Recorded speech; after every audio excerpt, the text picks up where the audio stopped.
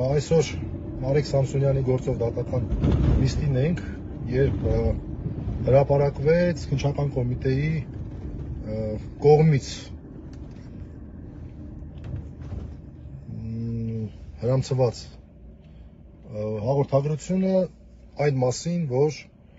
հարուցվել է քրեական վարույթ Հայաստանի Հանրապետության քրեական օրենսգրքի 507-րդ հոդվածի 2-րդ մասով, երկար բարակ ինչ-որ բաներ էր գրած, դատական ակտը չկատարելու վերաբերյալ, ըստ էության քրեական հետապնդում է հարուցվում վեհապար Հայրապետի եւ Գերագույն հոգեվոր խորհրդի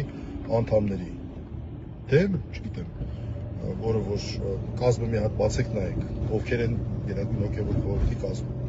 այդ թվում պատրիարքներ, արքեպիսկոպոսներ, եպիսկոպոսներ, պատվարժան աշխարհիկ անձինք եւ շատերն են գնում, թե ինչ է սա նշանակում։ Ես ցանկացա կարճ իրավական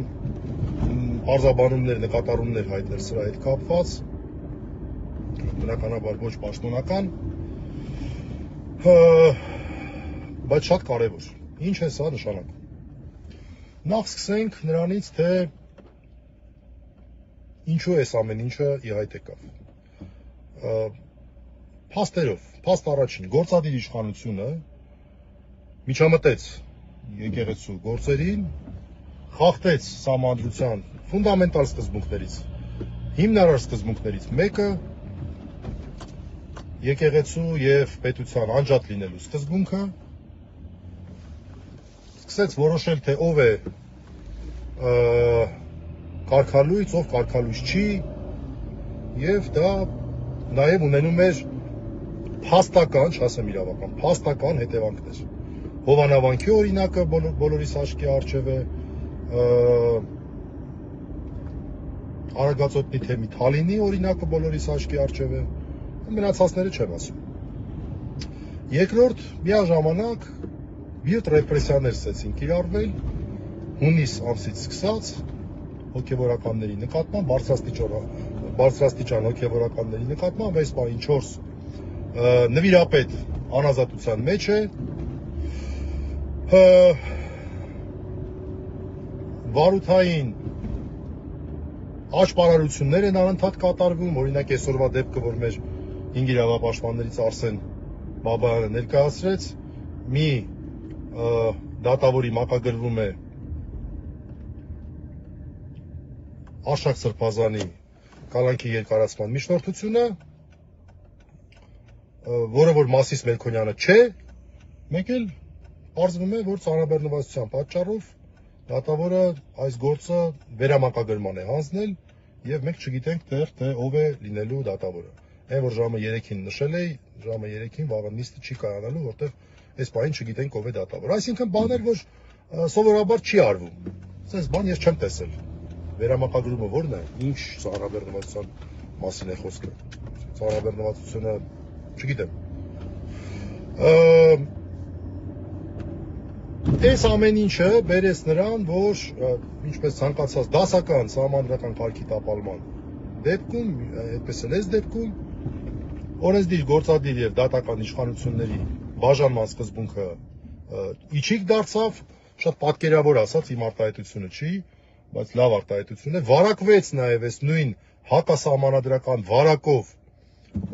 դատական իշխանությունը, մինչ այդ նաեւ օրենսդիր իշխանություններ վարակվել, դեռ հուլիսի սկզբին մի խայտառակ հայտարարություն էր ընդունել, վարակվեց նաեւ դատական իշխանությունը, մասնավորապես այս բացարձակ հակասահմանադրական որոշումը կայացվեց, որ ոչ միայն վարույթ ընդունվեց Արման Սարոյանի, ներկայումս Արման Սարոյանի հայցը, այլև հայցի ապահովման միջոց կիրառվեց, որը որ ենթադրում է, որ նրա գործունեությունը որպես թեմի առաջնորդ պետք է շարունակվի։ Որևէ խոսք չկա վեհապար Հայրապետի մեկ այլ տնօրինության մասին, որը որ նշանակվել է առաջնորդական տեղապահ եւ այլն։ Ամեն դեպքում այստեղ իրավական հարցեր կան, դրա մասին խոսվել է, էլի խոսվի, բայց փաստն այն է, որ այս փաստով կարող ենք արձանագրել, որ դատական իշխանությունը նույնպես այս հակասահմանադրական վարակով վարակվեց։ Որից հետո շատ հետաքրքիր բան տեղի ունեցավ, երբ նախապես հայտարարված եպիսկոպոսած ժողովը, որ Էջմիածնում պետք է իրականացվեր, ուղիղ խոչընդոտվեց իշխանությունների կողմից, Վեհապար Հայրապետը որոշում կայացրեց, որ այն պետք է իրականացվի, եպիսկոպոսած ժողովը պետք է իրականացվի արտասահմանում, որպեսզի անկաշկանդ ձևով հնարավոր լինի հարցերը քննարկել եւ չմտածել։ Սրան բռնեցին, նրա ելքը արգելեցին, նրա մուտքը արգելեցին։ Եվ հետաքրքիր, այսպես ճակերտավոր զուգադիպությամբ մեկ էլ այսօր հայտնվում է այս քրեական վարույթը։ Մինչ այդ իրադավ եպիսկոպոսները հայտարարում են, որ սա չպետք է այդ իրակը թույլ տալ, որ իրականացվի դրսում եւ այլն։ Եվ բերում են անհեթեթ պատճառաբանություններ։ Ավելի քան համոզիչ է Մայրաթորի այսպես հաղորդագրությունը այն մասին, որ պարզապես այլ տարբերակ չունեն, որտեղ Հայաստանում անխոչնդոտ ընթացքը երաշխավորված չէ։ Տեղի է ունենում կարգալուծություն Գերագույն հոգևոր խորհրդի, այսպես ասած, առաջարկության հիման վրա, Վեհապար Հայրապետի տնօրինությամբ, եւ դա հարկադիր կատարումը դիտվում է որպես դատական ակտի օրինական ուժի մեջ մտած դատական ակտի պայմանների չկատարում եւ դիմում է քննչական կոմիտեին, քննչական կոմիտեն էլ ապալ-թափալ քրեական վարույթ է նախաձեռնում։